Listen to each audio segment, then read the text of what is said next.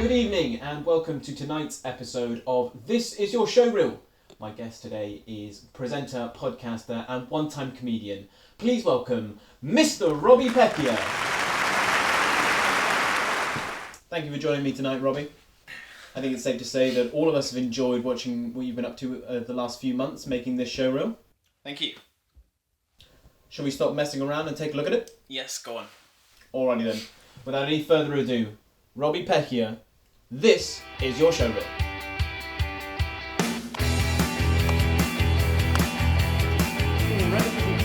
Kira, how did the boys get on last night? Wisconsin, and most importantly, Pennsylvania. Good evening and welcome to another episode of the Gusbury Chronicles.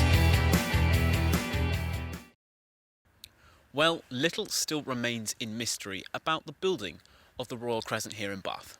We know that John Wood, the younger, the architect, finished the design in 1774. However, under the shroud of the mist this evening, and with the little light coming from the street lamps, there's a real ominous sense of spookiness to this beautiful part of Bath. Tonight you'll hear the top headlines from our town's brilliant paper, followed by a long read from one of the gardening columns entitled Barbara's Bush. First, the headlines. Chancellor Rishi Sunak set out an extra £65 billion in COVID support for employees and businesses in his 2021 budget announcement today. Nicola Sturgeon says the claims of a conspiracy against Alex Salmond are absurd. And finally, the Duchess of Cornwall has said Prince Philip's health is slightly improving. Good morning. Behind me, the sun is rising on Monday the 8th of March and marking the start of the first stage in the government's four-part plan to lift lockdown restrictions.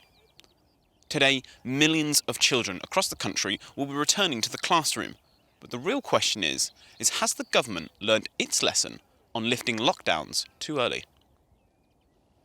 The answer to those questions lies just a bit further up ahead.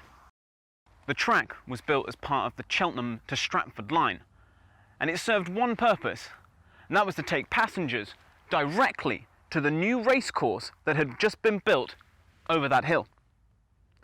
From 1912 onwards, racegoers would be able to step off the carriageway and directly into their stadium seats. However, no punter has gone to the races from this train station since 1976. And that's all we have time for this week.